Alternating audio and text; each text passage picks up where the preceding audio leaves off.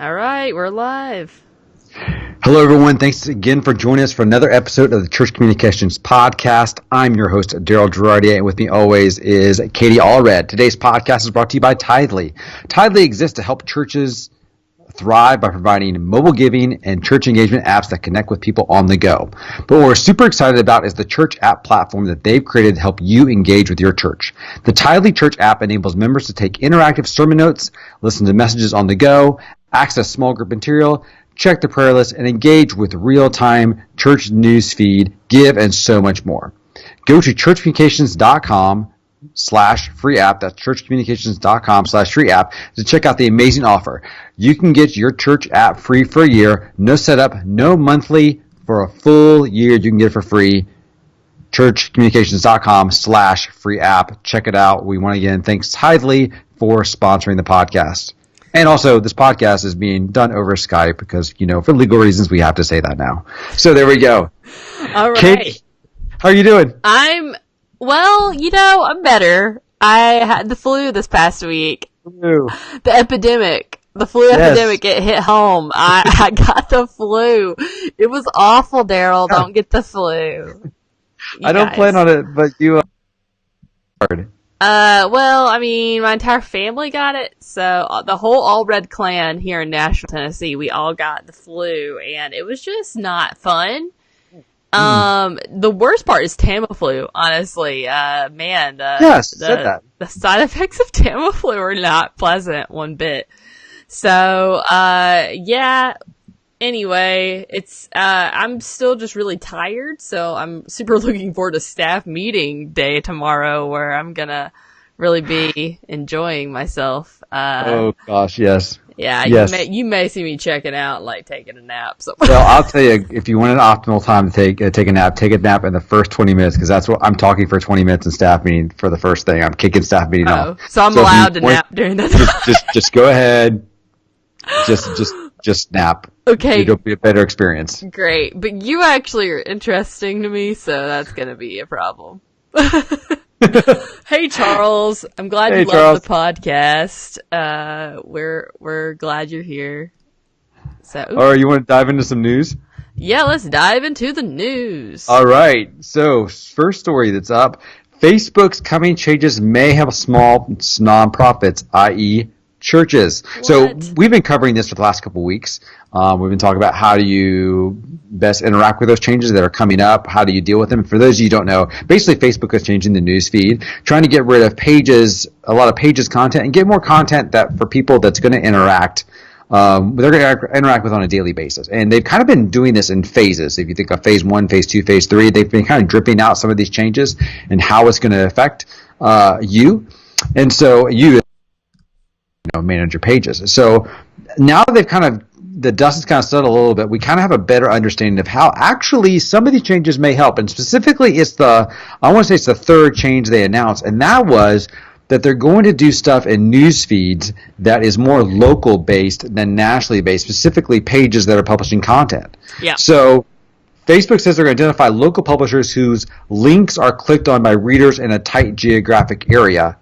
And then if those posts, so in other words, if the publisher and the geographic area line up, more than likely it's going to show up higher in the newsfeed, which presumably would mean churches too. Better for churches. Yeah, exactly. So this is really good news for a lot of us who are a little bit freaked out by the Facebook page changes. Stop worrying, guys. You're going to be fine. You'll be fine. But what I think it does do is it says, I think, Katie, and you correct me if I'm wrong. Sure. I would think what this would mean is as you craft your content, the more you can make your content about your community, the better off you are going to be about getting that content higher up in the newsfeed, right? Yeah, and so how do you do that? I honestly think like we've got to get more out in them community. Yes, but like I really think I need to like start going to like local businesses and meeting owners and interviewing them and talking to them about how long they've been in Brentwood and saying, hey, come check out, the neighborhood grill or whatever it is, the place that looks like a gas station, but it's not, on Franklin Road. And be like, these guys have been here for this long and, they're really cool and Brentwood Baptist loves them. So, and that's, true. So, we love all the people. So, yeah. I think it would be good too to maybe feature, some businesses members on as well. Yeah, no, I agree. I think it's going to be moving your content to be, and not just posting on Facebook too. Yeah, I think Facebook and Instagram. I definitely. But I will say content on your website, because this is talking about publishers. So like these publishers are putting their content on their website, not necessarily just directly on Facebook. So I'm kind of interested. What does that mean for our for our website and that kind of stuff? Well, and I'm starting to see this, and I don't have hard data on this, so let me first say that. But I'm noticing some of these changes going from Facebook carrying over to Instagram. Mm-hmm. Like there are things that I want to interact with, but because of social connections in regards to, I think some ways geography,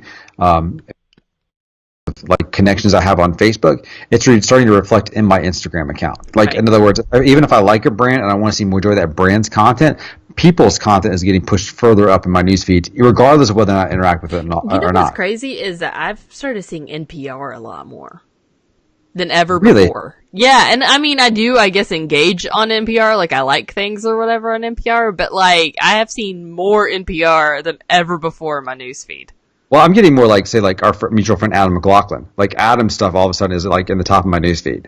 Oh, okay. And the only reason I can think is that they know in Messenger, Adam and I chat all the time. Plus, you and Adam are besties. That's why. We are besties. So, like, I don't know, like, check out Ask Adam. It's a great podcast.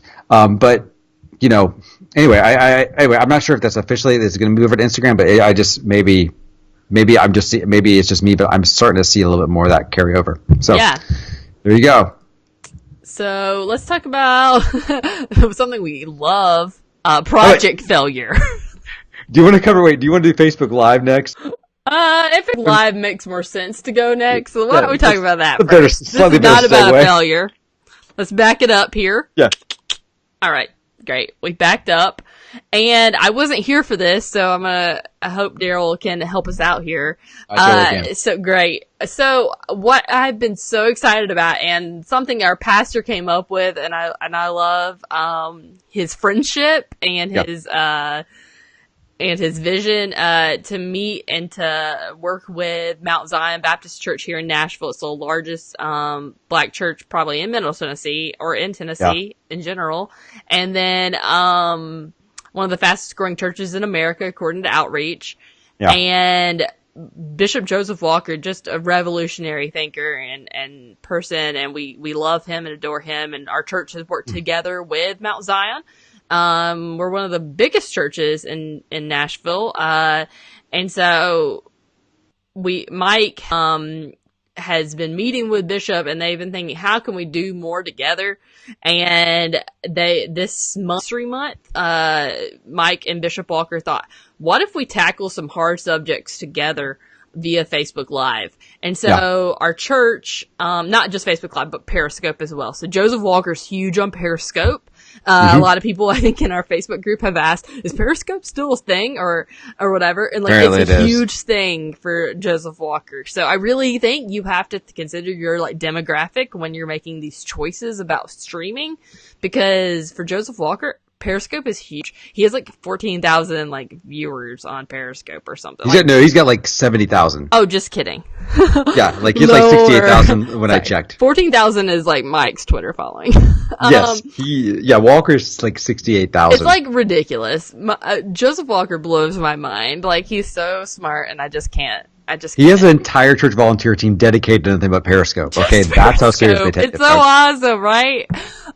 So anyway, and his team, I mean, they're fabulous. I was just emailing with Johnny today about some stuff, and I love his team over at Mount Zion. So anyway, we're doing these Periscopes, just talking about like some difficult subjects, working towards racial reconciliation. And, I love that our church is being honest about it and also tackling it, in a way. So this past Monday we talked about the truth about implicit bias. Yeah, we did. And it was a super interesting conversation. A couple of things that I think helped with this conversation that we did was that Mike and Bishop Walker have a rule where Mike's allowed to ask dumb questions.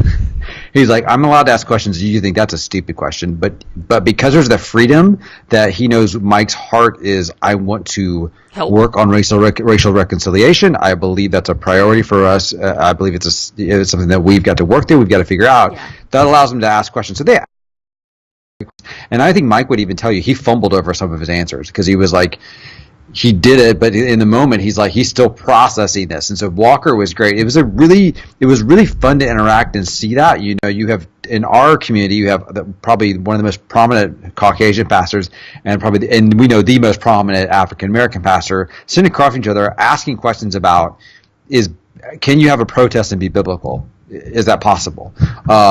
What does it mean to be? The first question was, how do you know you're a racist? Like that's how it starts out. So like we're going straight to the deep end, kids. Straight. And I'm so mad I missed it. I had the flu on Monday, so Ali, I'm so mad that I missed that first meeting. How do you know you're racist? How do you know you're doing implicit bias? What's that look like? And so like I think for us, it was definitely something we go, okay, how do we continue this conversation? So this is 4 episodes that we're going to do all through the month of February. This is episode 1. We're super, super excited. If I remember next Monday, I'll share scenes with that. And so you guys we can kind of see some behind the scenes pulled together. So that would be kind of cool. But behind the scenes. But yeah, so anyway, we're super excited about it. It's a good test for us because we're running it on Facebook Live and on Periscope. Just to kind of see what that looks like for us. Yeah, it's pretty cool. They have a thing that hooks up to Periscope, and then we have a thing that hooks up to Facebook, so it all kind of worked out for us. It's great. Yeah, so we're super excited. So check it out. It's a really cool thing that we're trying out. Yeah. So, and you can find it on Brentwood Baptist Church Facebook page in case you were listening on the podcast later and we'll find it. No worries. All right, so now can we talk about failure? We can talk about. You really want to talk about failure today? Go for it. Sometimes you fail hard, and it's okay. All right, so your project failed, now what? The first rule of failure is to talk about failure. Yes, so we're talking about failure. Talk about failure now versus say like at the end of the year, because I think if you can learn from failure and how to handle failure, specifically in the beginning of the year, as you probably have grandiose goals that help you can improve. Yes. So, yes. So, what was you said the first rule of failure is talk about failure. So, you got any thoughts about it? Well, I got thoughts about it. Is I think it's hard because depending on the culture that you work in. Sure. Are you allowed to fail? Yeah. Are you allowed? Yeah. So Google, that is actually like what they found through numerous studies, and it's taught in the Book of Habit or whatever that they have, the Power of Habit book. He talks about like the one thing Google found after studying like hours and hours and hours of work is having the what's the phrase I'm looking for? But just having the ability to fail and not being afraid of it. Right. Like having this ability to take a risk and not feel like I'm going to be an idiot at the end of the day if I try this. Exactly. And how do you create an environment where people are not afraid to take risk is probably the more important one, because there were like literally like throughout, there's so many different managers, different managing styles, different blah, blah, blah. And none of that mattered. It just seemed like, some of these people were able to create these cultures where risk taking was allowed. And those were the teams that really thrived. So that was kind of interesting. It says on here, that it's useful to bring in a third party to facilitate the discussion, and that you should share a timeline of events, context of any assessments, things that people knew and might have assumed, team member states of mind at the time, so mental models for how things should work and how they are shared or differ among team members, factors that led people to take a specific action, signals that cause people to ask for help or not. Yeah, I think what I would always tell people when it comes to failure is especially in a team environment, what you would say is do I have permission to tell you that your baby's ugly?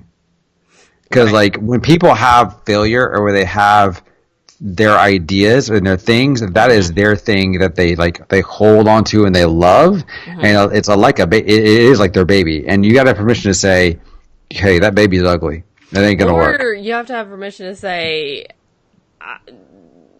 what you gave me isn't, I mean, it's not as wrapped up as your baby's ugly. But, like, sometimes you just don't have all the information, and therefore the project just doesn't work. Right. And you might have felt afraid to ask for the information, or perhaps you asked for the information and it was met with a feeling or whatever of animosity and that kind of thing. And that happens. So, it says to accept personal responsibility. That, of course, that you might have some feelings about it. But you should. Yes, you totally should. I'm sorry, didn't mean to cut you off, but let me say the one thing I will tell you is in regards to accepting, I like accepting personal responsibility for this. My number one pet peeve when it comes to responsibility or failure in the church world is when somebody or a minister says, "Well, I guess God didn't want it to happen," or "I guess it wasn't meant to be because it wasn't in God's will," and I want to go. Maybe it was because we were lazy and we didn't do what we needed to do to get the job done. Yeah. That's also a possibility as well. Just throwing that out there. Yeah. So, it does say, ask the project team for feedback on your performance. And then also, as a manager, to be persistent and reward honesty to obtain meaningful feedback from colleagues. Right. Yeah. So... Yeah. Talking about handling failure. All right. So, we handled failure. Yes, we have. What's next, Daryl? Next up, we've got this, I found this great article. It's got 5 free online courses for digital marketers. And I'll be honest with you, I like anything where I get something and I've never heard of any of these things before. So these are all courses that I myself have not heard of, but I know they're from reputable places. Mm-hmm. You know what? If you can find a really good free online course, and I'm not talking one by which they're trying to get you to buy a product or like at the end of the day, I'm talking these are people who genuinely like, hey, we know what we're talking about. We want you to do this. It's going to be great. There's no catch at the end where you can get the full course if you pay like $400. So first one is the Google Online Marketing Challenge, which is actually, I believe, brought to you by Google. And basically you understand how to use AdWords. You get to run an online campaign. So it's basically just a free digital marketing course on learning how to use Google AdWords, which I think is a really cool concept. Yeah, and you can get Google AdWords for free for your church. Yep, there you go. The Outreach can help you do that. By the way, another Google one that's not listed here on this article that we'll post is the Google also Analytics, where they will walk you through how to do KPIs, key performance indicators, flows, funnels. All that, funnels, not tunnels, tunnels, and how those tunnels flow, funnels, and how the funnels flow. I'm the one who has the flu, Daryl. I know, and I have to present tomorrow, and I'm already loopy as it is. So there you go.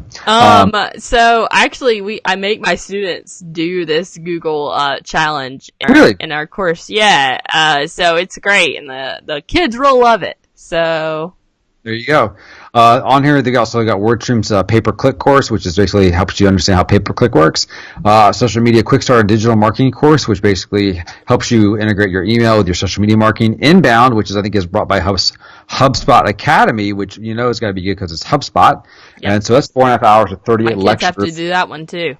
That inbound marketing, SEO, landing pages, blogging. And then this is a new one. It's from a company called Allison. And Allison is basically one of the first massive online open course providers. And it's a whole diploma that you can get in e-business. So it's about search optimization, Google Analytics, AdWords, campaign tracking, integration, revenue metrics, digital measurement. So if you're looking for actually like something that you could maybe take to your employer and say, look, I actually got a diploma in e-business, you could do this as well. So we're going to post this link for this article, which has got all 5 of these courses as well. So that's definitely worth checking out. Yeah, I think that's great. So, any shout outs for the week, Daryl? Any thoughts? Yes, I've got lots of thoughts, Katie. Any extra thoughts? We haven't hung out all week. Literally, I was here today, and that was it. That's pretty much it. And then we're gonna be in a staff meeting tomorrow, pretty much all day long. I will say, I give it a shout out to everybody right now who's planning Easter because we've started and we think we started early enough, and I'm already feeling like we didn't start early enough. So if you're right now, if you're feeling or you're thinking, man, I am running late on Easter, I want you to know we feel the same exact way, so you're not alone. Yep. Easter's coming around the bend, and gosh, it's less than 60 days away. Yep. And I'm already going, oh, It's wow, wild. we're so behind. We're so behind. So there We're you not go. that So behind. I'm always going to act like we're behind. My job is to panic. And We're my job, fine. yes. I mean, if we take these pictures tomorrow, we'll be fine. If we didn't take these pictures tomorrow, we would not be fine, which is why I try to get off the flu. We do have a killer idea, and if it works out, I can't wait to post it on the Facebook group because I think it's going to be awesome. Yeah, if we Don't make you it think? happen. Yeah. It's going to be awesome. Yeah, we're going to make it happen. I mean, it makes me feel like I'm in high school during homecoming week. I used to deck out a whole hallway for homecoming, and I was amazing at it. I just want you to know. I blacked out an entire hallway with butcher paper, made them turn off the lights and put in black lights, and made it look like outer space. I'm telling you, I think and see, that's what we're doing. That's we're not doing that for Easter, but it does make me remember, oh yeah, Katie, you used to be creative. Before I had to do just strategy in my brain all the time. So anyways, awesome. I'm excited about it. All right, so let's talk about Skype. Thanks, Skype, for hosting this call. And now we are going to also mention the Big Idea Conference, so bigideanashville.com. You should come. The Big Idea is a 2-day conference in Nashville, Tennessee. We're hosting it at our church. Our church is hosting it. We are doing it because we'll be there. I don't know. So why not? It'll be great. There'll be tacos. There'll be awesome speakers. One of them is from Facebook. And we're just going to hang out and chill. So it's April 19th through the 20th. It costs $149.99. Yep. You can hang out, and you can go to bigideanashville.com and sign up. Yep, it's going to be awesome. We can't wait to see everybody there. So it'll be cool. So check it out. Yeah. You got anything else? I got nothing else. So subscribe to us on YouTube, iTunes, Spotify, wherever fine podcasts are sold.